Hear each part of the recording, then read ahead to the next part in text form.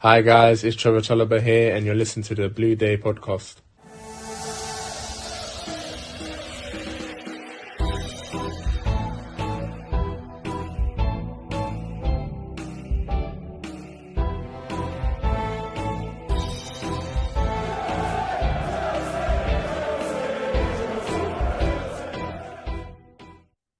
Incredible.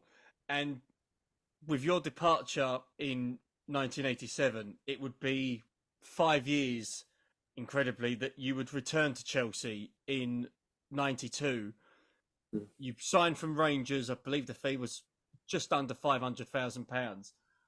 Was you surprised that this move happened at the time? And again, how did the initial discussion start about you returning to Stamford Bridge? I just got a phone call from my agent, who I'd only ever used an agent to go to Scotland because there's a little bit of difference in how the contracts are in the English League to Scottish League. So I thought I had to get someone, so I got an agent. Otherwise, I always did an accountant and solicitor to do deals for me. And I got a phone call, and he just said, "Oh, Ken Bates has been on the phone, wants to take you back to Chelsea." And Ken had come to the cup final at the end of the previous season where I was playing for Rangers, and we won the cup final. So we did the double, won the league and cup, and Ken was there. I didn't know he was there, but someone said, "Oh, Ken was here, sent his regards to you." So he must have shot off.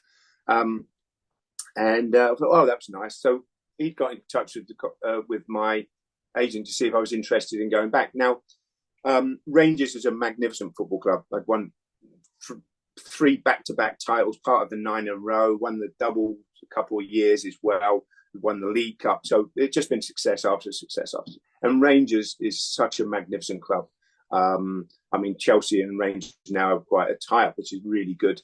But, you know, it was always going to be tough to leave there. Now, the problem Walter Smith had, was that he had a lot of players. But in those days, there was the 3 foreigner rule in Europe. That's right. Yes. And he had myself, Trevor Stephen, Gary Stevens, Mark Haitley, 4 of us. Mark Walters had left and gone to Liverpool. There's 4 of them. And then he had Mikhailichenko, who was from Ukraine, who was a wonderful footballer who's come from Italy as well. So he had at least 6 foreign players. I think it's probably more than that, but at least 6 foreign players, which was fine in the Scottish League, but to play in the European Cup or Champions League as it was, he was really struggling to do it. Now, I was very lucky in my years at Rangers. I only missed 1 European game because Graham Souness said, "Look, we've already qualified." He said to myself and Richard Gough, he said, "I'm going to give others a chance because we've already qualified." And Goffey went, "Well, as long as we get our bonuses, we don't mind." So he said, "You'll get your bonuses, that's fine." So that was the only game. So I was lucky in that way. And Walter had always played me. Graham had already played me. So, but it came to that point where you think, when do you move, or do you just stay here in Glasgow? Because, you know, myself and my family loved it. It was a great place. Winning is always good. Being involved in Europe is always good. But came to that point where you think you've got to make a decision. And I thought, okay, spoke to Walter. I think it was international break or something like that. And he said, "Look, I don't want you to go." He said, "But I can't guarantee you're going to play, you know, going forward. But, you know, the decision is yours, really." So in the end, Chelsea made me a good offer to come back. And I came back and, you know, that was it. But unfortunately, when you get back somewhere and you think it hasn't moved on from where you left it, maybe it even gone backwards in terms of the way things were, it was quite a shock to me. But you get on with it. Unfortunately, I got an injury early when I came back, which I still suffer from these days. And it took a lot of rehab to try and get back fit. But hey, I carried on playing until 96, 97. You know, I was coming up, 30, 38, I was coming up. So I recovered from it well, but I was never the player that I was before the injury, unfortunately. But, Chelsea got better, got stronger. The likes of Ruud Gullit come in, Mark Hughes came in, Terry Phelan came in, Dan Petrescu came in, Glenn Hoddle came in, and things started to change. And then you could see where Chelsea are today. That was the beginning of where Chelsea have gone, and hopefully we'll continue to. You mentioned him just then, Glenn Hoddle. He came in the summer of '93 as manager. He came from Swindon. Yeah. Was you excited with him coming in because of how he was as a player, and obviously you working with him? Was you excited? Was there a bit of a buzz around the dressing room that he was going to come in? I think there was a bit of a buzz, but I think also a bit of, Glenn likes to play this way. Now, are we going to play that way? Who's going to come in with him, etc., etc.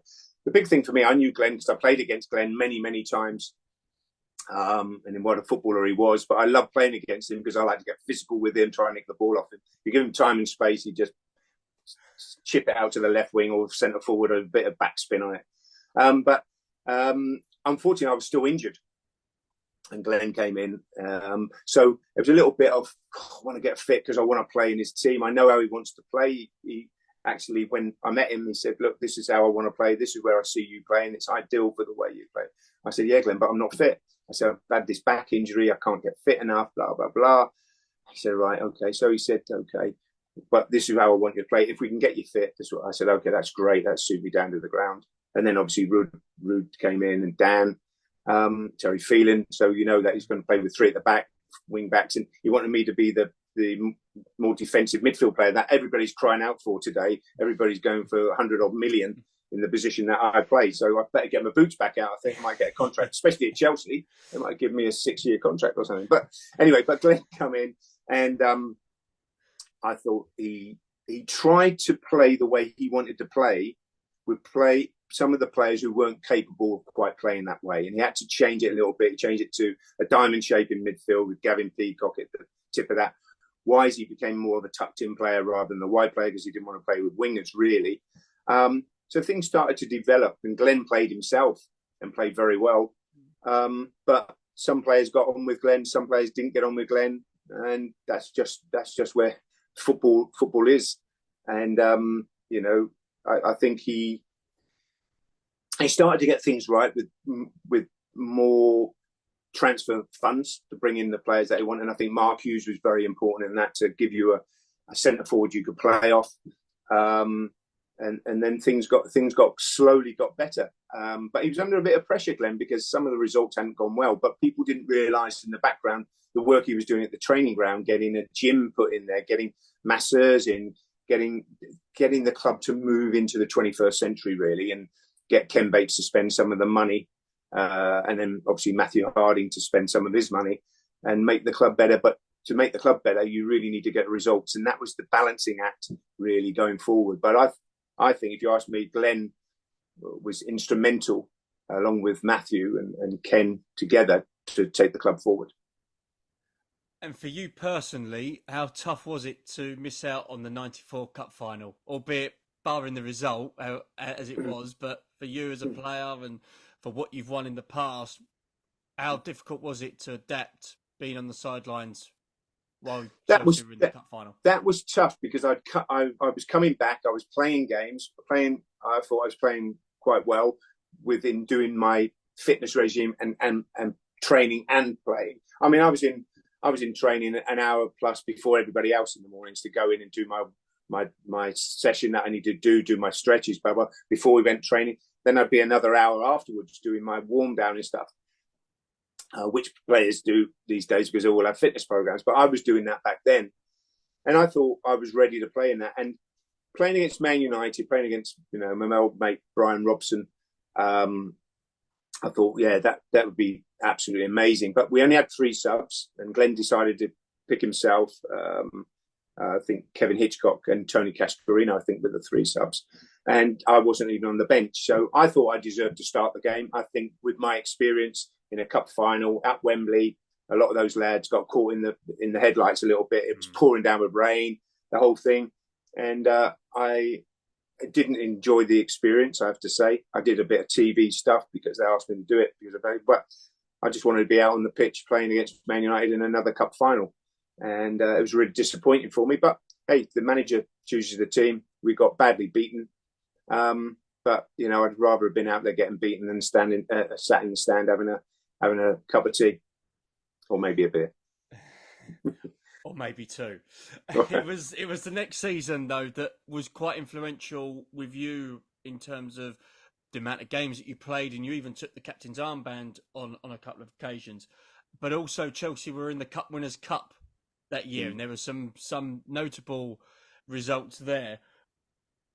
Firstly, how big of an accomplishment was it to get the captain's armband, albeit for a few days, a few games?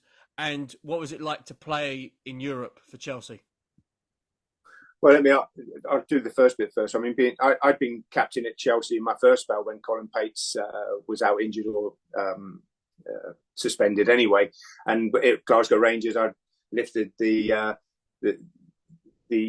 championship trophy being captain as well. So that didn't faze me. I was always, if I was captain, I was captain. If I wasn't captain, I was still captain because I talk to players on the pitch and try and get players into position or say, come on, let's keep the ball for a bit. So that side of it didn't faze me at all.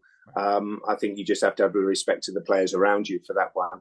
But it's always great to wear the armband and represent your club.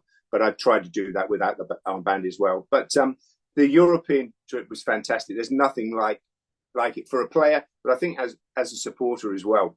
I think going to Europe and playing in Belgium and Holland or Norway, wherever you may go, or Spain, Austria, it was just special times. And I was lucky enough to do that in the old European Cup Champions League, and I was doing it for Chelsea in the Cup Winners' Cup as well. So it was a special time, and it was a new thing for us, and we did exceptionally well. We just fell at the final hurdle, which was a shame. If we could have got to the final, it had just been absolutely astonishing, really. But we came up against Real Zaragoza, who went on and won it, as you know, beat Arsenal in the final, and we just didn't perform out there as we could have done, as we should have done. And we made it really tough for ourselves. And in the end, they were too good for us and deserved to go through. But, it was a great journey. But if we could have got to the final, for the fans and for us as players, it would have been just amazing. Now, in your last season at Chelsea... I just want to say the game out in Austria when John Spencer scores Spenny. Oh, that fabulous run, yes. Yeah, that was from their corner. And I had to play. I think Jakob Kilberg got injured, so I went back and played as centre back as well. Wisely was suspended. Shock. But their corner in, and it gets knocked out and hooked on, and then Spenny's running after. Now, I recommended John Spencer to Chelsea because he was at Rangers with me, and he obviously came to Chelsea before I came back from Rangers. And he's a great wee guy and could score a goal for fun, and the ball broke and it was absolutely freezing there. I don't know if you were there, but the fans who were there, it was cold, but running around on the pitch is not a problem. And the ball gets knocked and they're going spinning, and I'm at the back thinking, go on, wee man, you can do it. And he keeps going, I'm going, go on, you can do it. And then I knew when he got to the last defender what he was going to do. He was going to drop the shoulder that way and bang it, and he did it. And I was just like, that was amazing, because I knew what he was going to do. But did he have the legs? Did he have the power in his legs that, to continue that? Because he'd run so far. And when that went in, that was just amazing. The supporters went crazy. We went crazy. And just thinking, now we just got to hold on. We just got to hold on here. And we did. That was just an amazing game, an amazing trip. And Spenny was my roommate as well. So it was great times. Because you also had the game against Club Brugge as well. And even the return game at Stamford Bridge, the atmosphere, needing the win because of the first leg was a defeat, and to go through from there, just special moments. I mean, we've had Jakob Kilberg on the show before talking about it, and it was just that particular period. It was something new to the players. Obviously, the fans didn't experience it sort of much before. Yeah. But as the club, there was other players in the team that have mentioned it before. The club was going up.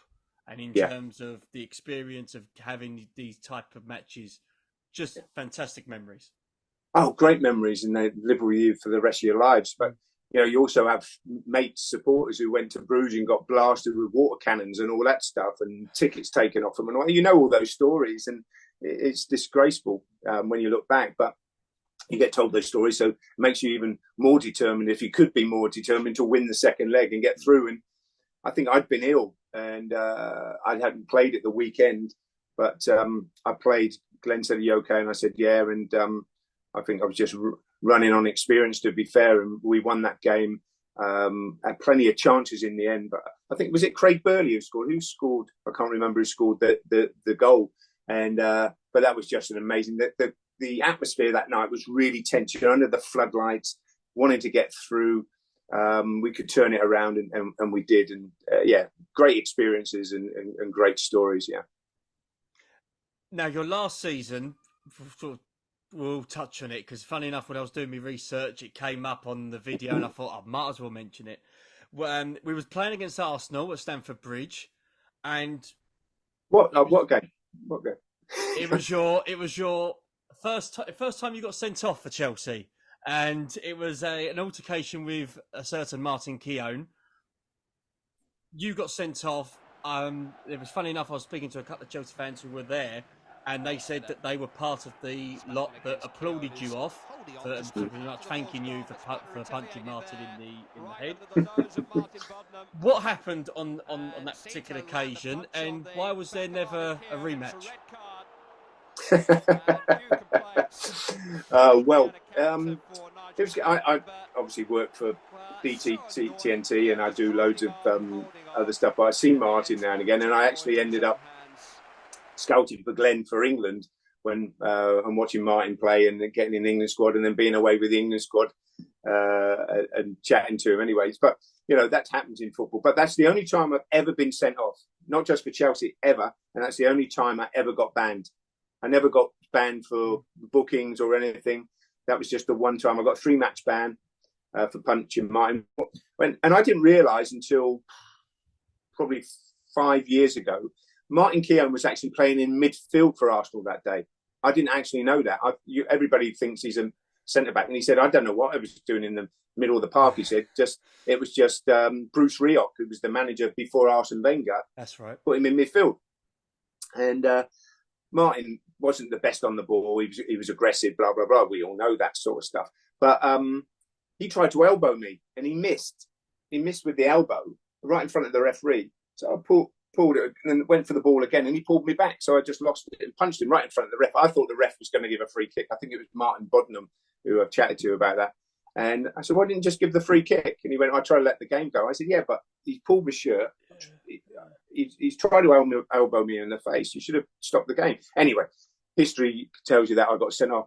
And it was a sunny day. And when he pulls out the card and goes like that, I'm looking, thinking, hope it's a yellow. I knew it was a red.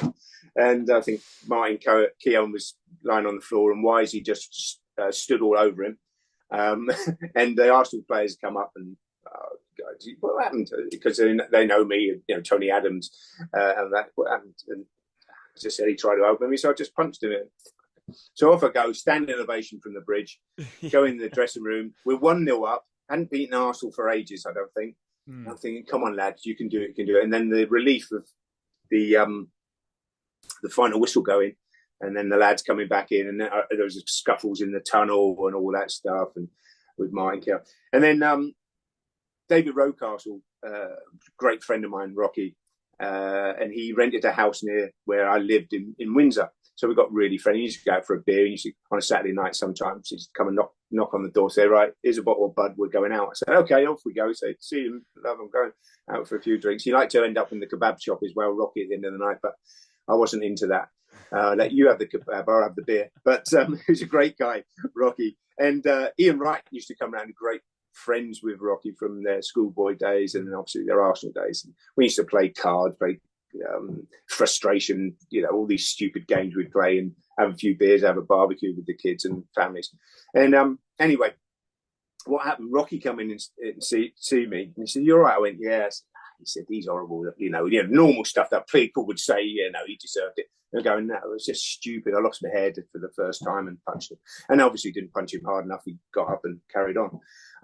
But Went in the players' bar afterwards. I'm in the players' bar with Rocky, and he said, "Have a beer." I said, "Okay, let's have a beer." Blah blah blah blah blah. And then, before that, Glenn came in the dressing room and said, "You're fined 2 weeks' wages for that. What are you doing that?" And I went, "You can't fine me 2 weeks' wages for punching him."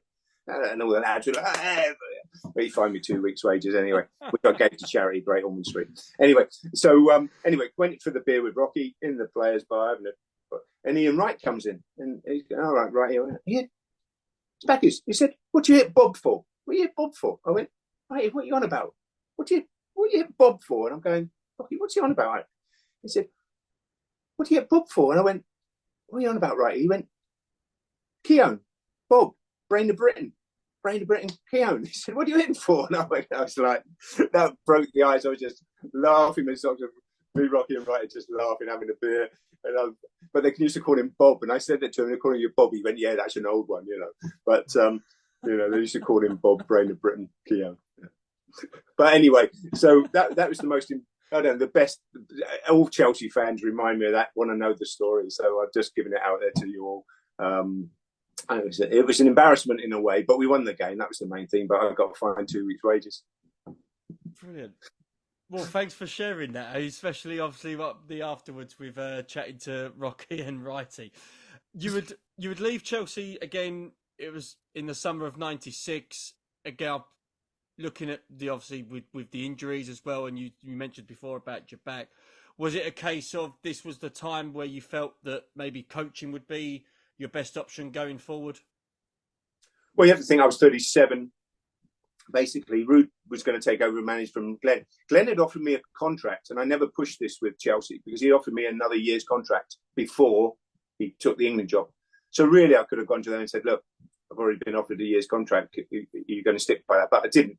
So I had a meeting with Ruud and Colin Hutchinson, and Ruud said, "Look, Spackers," he said, "I'm going to bring in players." He said, "I want you to stay, and I think, I'd like you to do the reserves."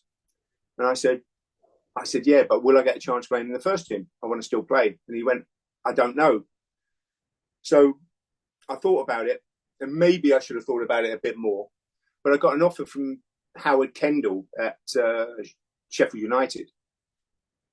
And I thought, yeah, well, I'm getting on now. I need to start doing my coaching badges. I need to go into that side. And there's no real better English manager to go and learn off than Howard Kendall. He'd done a fantastic job at Everton, was doing a good job at Sheffield United.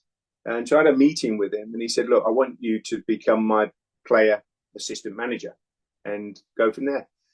It was a bit of an upheaval to leave and go to Sheffield. And originally, my family were going to stay in London or stay in Windsor.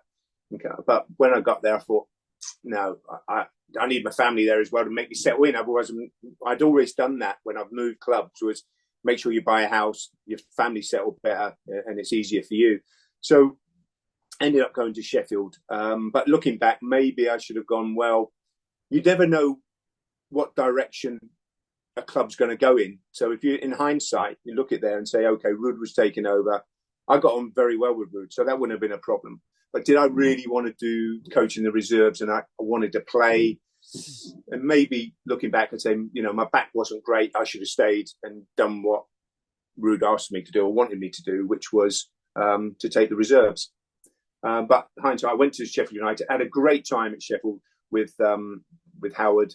The team were great. The lads were good. Were really good lads there. The support at Sheffield United was amazing. Really good traditional club. Great to see them back in the Premier League now. Hopefully they stay up. It's going to be tough, but hopefully they stay up. But it was Sheffield. I lived out in a place called Dore, which was right on the hills on the Peak District. It was beautiful place to live.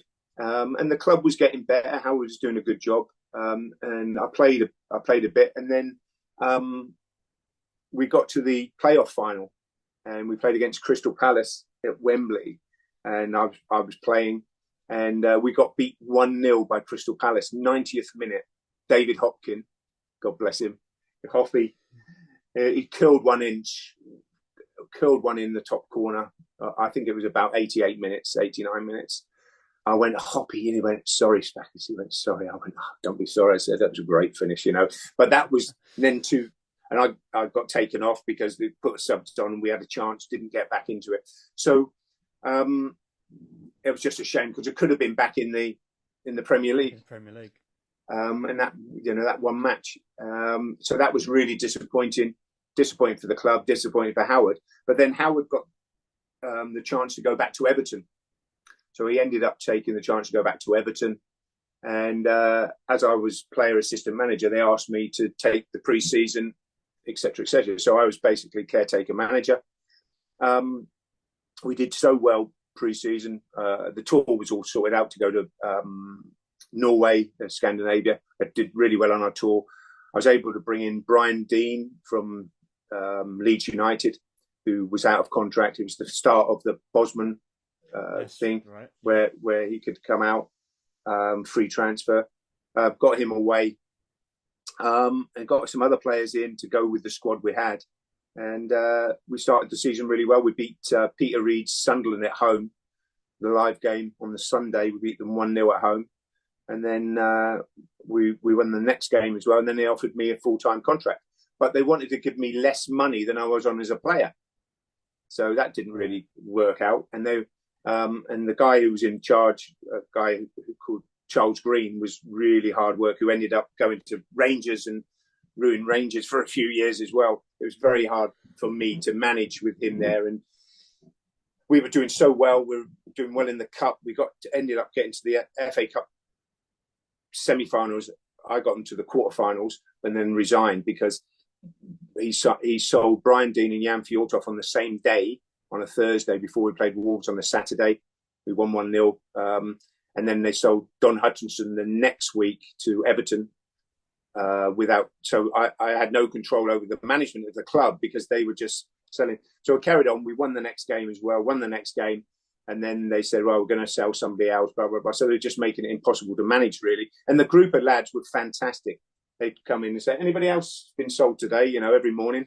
So it was quite the joke within the group was, is everybody here this morning? But they kept doing well, really well. I resigned. They got to the FA Cup semi-final and lost to Newcastle at Old Trafford, 1-0, but played really well. And then they finished sixth. So they got into playoffs where really, I think if they'd left me alone and left the manager, I think we'd have got promotion that year. The lads were so good. They just dropped away because of obviously all the chopping and changing.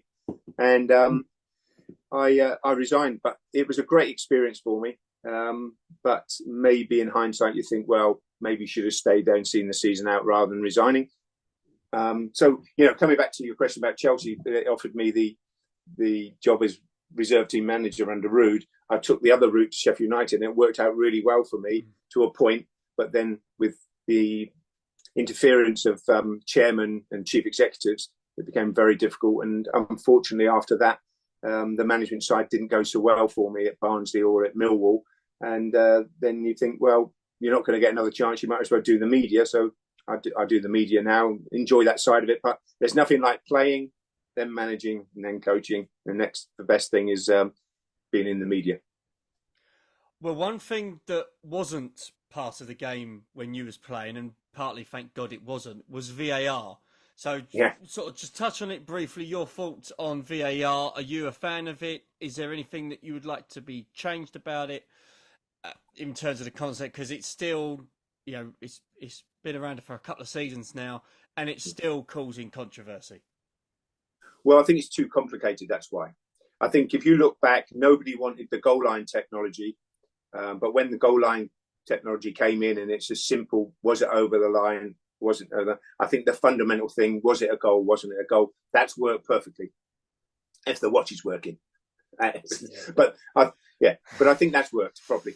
I think VAR now is spoiling the game for a lot of people. It's spoiling it for spectators, supporters, fans, whatever you want to call them. People pay their money to go and watch the game. But it's also spoiling it for some of the players who you don't know whether to celebrate the goal. The manager doesn't know whether to celebrate properly. The whole thing. And, every week we have problems with it. I think they have to simplify what they're using VAR for. And in that would be, was it a penalty? Wasn't it a penalty?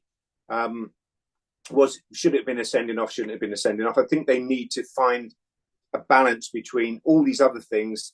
Can it be referred? Can't it be referred? All these things. But in the end, AI is going to be doing it for us anyway, so we can't argue with them, can we? But I just think that they really need to have a good look at VAR and go, we need to simplify this because it's taking over the game and it's spoiling the game for so many people. Speaking of spoiling the game for many people, we'll talk about Chelsea of today, of 2023. Interesting summer, to say the least. And it seems the problems are still there. You can change the manager, you can change the players, but it seems the problems are still there. How have you found watching Chelsea over the last, well, we'll talk about the last sort of few seasons, how much it has changed, obviously with the ownership that has changed. But in terms of obviously this season, what's been your take on Chelsea of 2023? I was at the Luton game, came and watched against Luton, was doing the Chelsea TV, but I do go to games, obviously doing the media stuff for different companies. But I was at the Luton game. I thought it was a game that Chelsea have to win this game. No disrespect to Luton. The only way Luton are going to stay up is by winning their home games, I feel, and staying as a team. For Chelsea, I thought, how do I put it? Some very talented individuals, not a team yet. And really the structure of play seems to me to be so complicated. I think they need, Pochettino, I'm not telling him how to play his team, but I see sometimes you need to simplify things for players, especially young players. And there's so many young players within this group, talented young players. It doesn't help when the likes of Reece James is out injured and unfortunately keeps getting injured, because you think, well, he's going to be my main man on this side, of being at fullback, being at wing back, whatever you're going to do. He's my main man here, and you have to keep chopping and changing. So trying to get to the point is that I think Chelsea have so many talented players, but it doesn't mean you're going to be a good team. And you've got to get that balance right. And in the Premier League, there's no hiding place. And also for youngsters, you need good senior players around you to help you. And there's not enough of that, unfortunately. Silva at the back is just amazing, brilliant player. How much longer can he go on? But he leads by example. But the leadership isn't there for me on the pitch.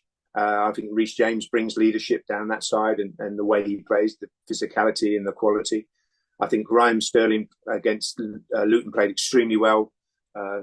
Looked back to his best and scored some goals.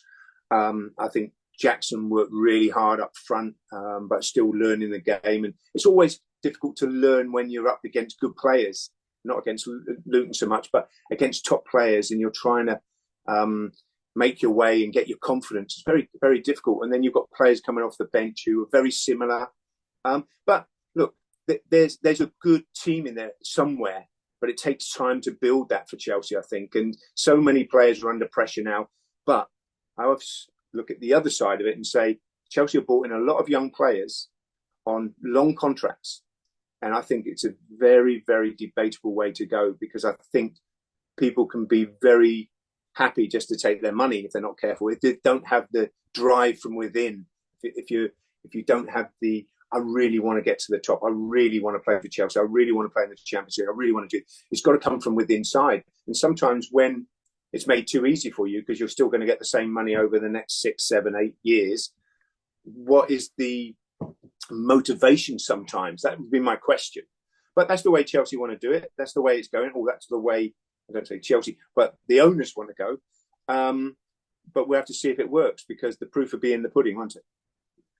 Of course. And I think it'll be a bit of an interesting season, see which players are going to gel quickly, what players are going to develop quickly, to the terms of you can't just be potentially good all your career. There's got to be a point where you've got to be at that level.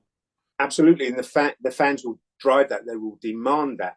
But the thing is, Pochettino comes into a club he doesn't really know, the supporters he doesn't know, only from a distance, being at Tottenham or being at Southampton.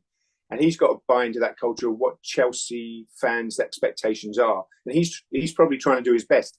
The one good thing for him is there's no European football. no European football. So he has time to work with those players on the training ground. But sometimes as a coach or manager, you can have far too many players to work with. And I think this is one of the problems that he's going to have in his coaching staff. There's so many players there, so many young players that need so much individual training. How you do that individual training and then make it into a team plan, that's very, very difficult. And, it's a great challenge for him.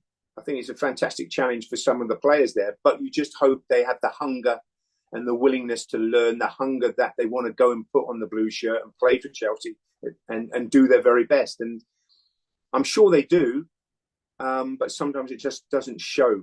And sometimes players can try too hard. And I know that from experience of playing in clubs where a youngster gets a chance in the team and he wants to do things. I say, just do the basics right. Do the basics right. And then all those little dragbacks, those little nutmegs, all those things that come. But do the basics right. Get that pass right. Get that shot right. Get that tackle right. Win that header. All those basic things.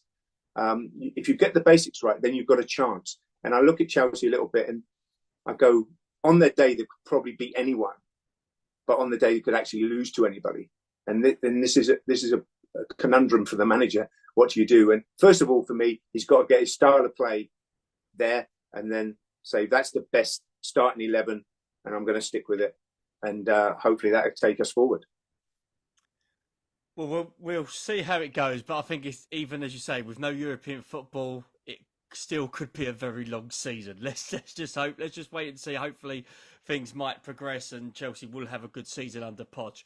Finally, Nigel, last question. And again, thank you for coming on to the show today. How do you look back on your time at Chelsea? My first spell at Chelsea was amazing, I have to say. And I think talking to some of my mates and supporters out there, when Chelsea were in the hard times, so to speak, and then this group of players got thrown together under John Neal, it just went vroom. And the enjoyment, the travelling up to the likes of Grimsby, Sheffield Wednesday, Leeds, wherever it was, it was just people taking time off work to get in their cars and go and watch Chelsea play. And we were part of that. And it was a great time. My first spell at Chelsea was amazing. I wish that the problems with Ernie Whalley hadn't come into it there. But then maybe I wouldn't have ended up at Liverpool and winning things there and end up at Glasgow Rangers. So sometimes you look back and you think, well, that was meant to be. But I've had from Bournemouth to Chelsea to Liverpool to Rangers, it was an upward spiral. And then coming back to Chelsea was great. But unfortunately, as I said, maybe hadn't moved forward in a way that I'd expected the club to have done. But I look now and go, what a club it is. Obviously, fantastic players. The things they've won over the last 15, 20 years has been fantastic. But for me, that first spell at Chelsea was absolutely fantastic with some great people. I look back and say Pat Nevin, Kerry Dixon, David Speedy, John Bumstead, Colin Pates, Eddie Niedzveski, all the whole group. Mickey Thomas when he came in, Doug Ruby, Joey Jones, great people, and very humble people as well, which unfortunately sometimes you don't get today. Well, Nigel, it's been an absolute honour and a privilege to have you on the show today. I could have listened to your stories all day in terms of your times at Chelsea across two spells. Hopefully we'll see you down at the bridge quite soon. But again, thanks very much for joining us today. I have to say, it's a pleasure, Keith, and it's always good when likes of Ashley Rolfe and Joe Armani invite me. I don't have to pay for a ticket. Well, there you go. Nigel, all the best. Thanks, Keith. Take care, man.